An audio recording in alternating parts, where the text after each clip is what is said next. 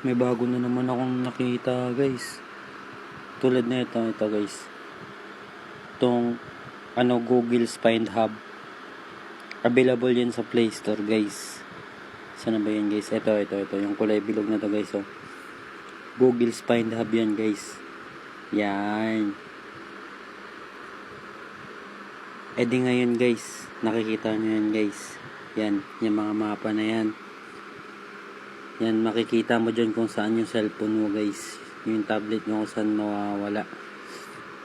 Ngayon guys, yung nilagin ko lang dito yung Google ng tablet ko guys.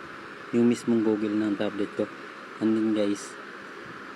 Ngayon, pipindutin nyo to. Halimbawa kung gusto nyo hanapin, pipindutin mo tong H13 Pro kasi yun yung pangalan ng tablet ko. Di pipindutin ko to ngayon guys. Tignan nyo, tutunog din guys. Ayun, tumunog diba? Ngayon, pipindutin ko tong play sound. Diba? Tumutunog guys. Kita nyo? Ngayon, i-stop ko to guys. Yan. O, diba? I-stop na. Ngayon guys, ito namang Infinix yung hahanapin ko guys. Yan. Balik tayo. Tapos punta tayo dito.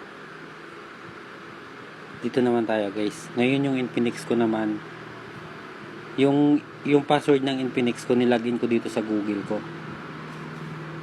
Ayan guys. Nakita nyo na diba?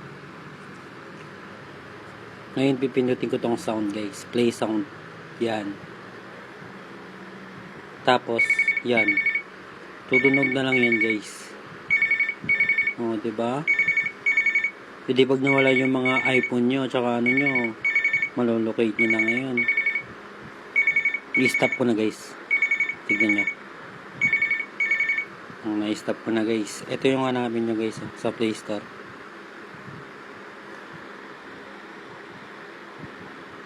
Yan.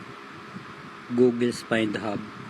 Yan yung hanapin nyo guys Ingat guys and God bless. Basta tatandaan nyo yung password Google nyo para ma-detect nyo yung mga gamit nyo nawawala.